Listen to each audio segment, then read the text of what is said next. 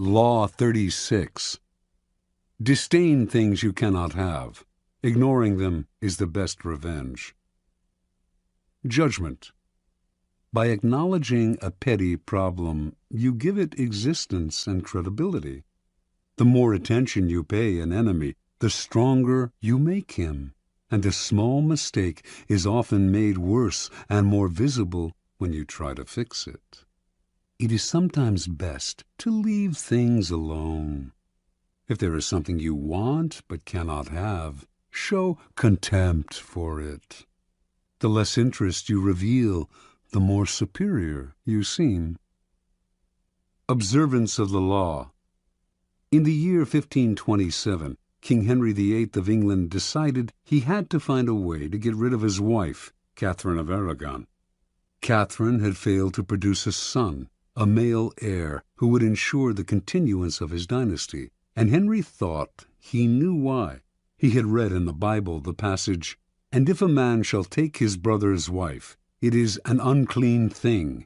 He hath uncovered his brother's nakedness. They shall be childless."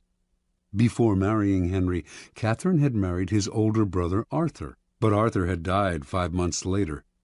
Henry had waited an appropriate time, then had married his brother's widow. Catherine was the daughter of King Ferdinand and Queen Isabella of Spain, and by marrying her, Henry had kept alive a valuable alliance. Now, however, Catherine had to assure him that her brief marriage with Arthur had never been consummated. Otherwise, Henry would view their relationship as incestuous and their marriage as null and void. Catherine insisted that she had remained a virgin through her marriage to Arthur, and Pope Clement VII supported her by giving his blessing to the union, which he could not have done had he considered it incestuous. Yet, after years of marriage to Henry, Catherine had failed to produce a son, and in the early 1520s she had entered menopause. To the king, this could only mean one thing. She had lied about her virginity. Their union was incestuous, and God had punished them.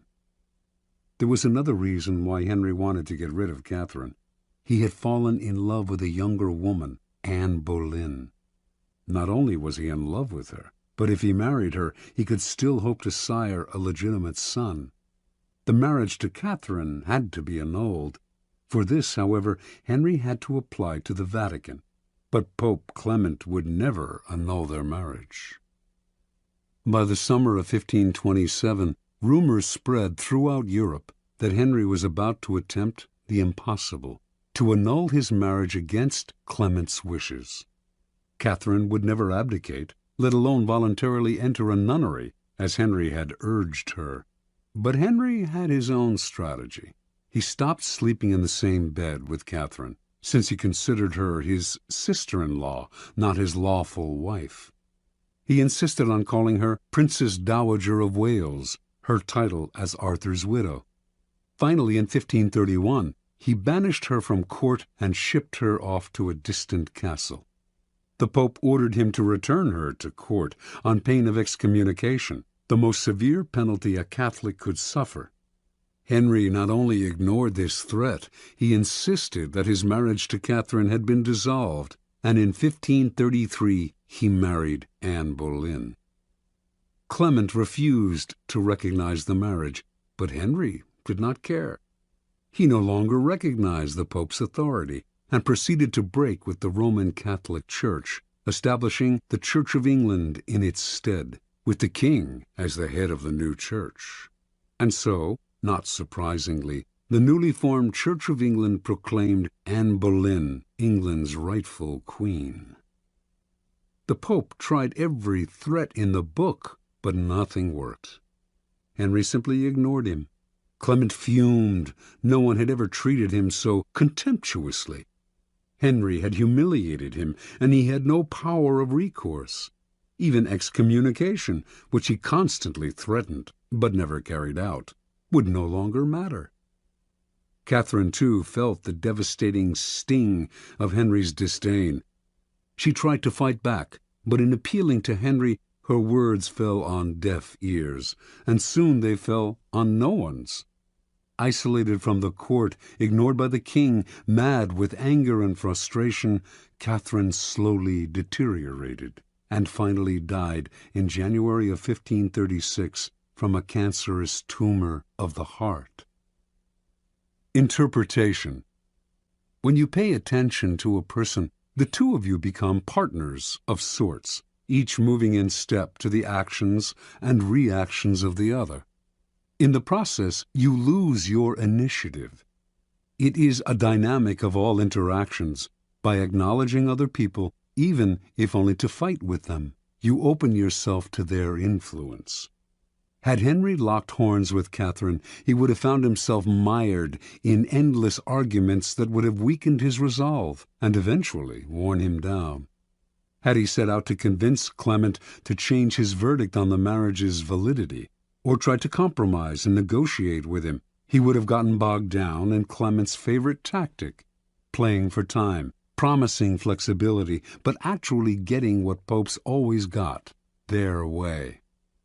Henry would have none of this. He played a devastating power game, total disdain. By ignoring people, you cancel them out.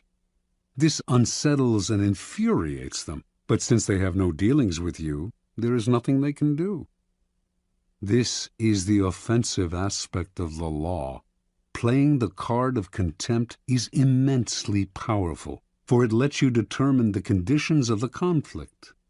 The war is waged on your terms. This is the ultimate power pose. You are the king, and you ignore what offends you. Watch how this tactic infuriates people. Half of what they do is to get your attention, and when you withhold it from them, they flounder in frustration. Keys to power. If choosing to ignore enhances your power, it follows that the opposite approach, commitment and engagement, often weakens you. By paying undue attention to a puny enemy, you look puny, and the longer it takes you to crush such an enemy, the larger the enemy seems. When Athens set out to conquer the island of Sicily in 415 BC, a giant power was attacking a tiny one. Yet by entangling Athens in a long, drawn-out conflict, Syracuse, Sicily's most important city-state, was able to grow in stature and confidence. Finally, defeating Athens, it made itself famous for centuries to come. In recent times, President John F. Kennedy made a similar mistake in his attitude to Fidel Castro of Cuba. His failed invasion at the Bay of Pigs in 1961 made Castro an international hero.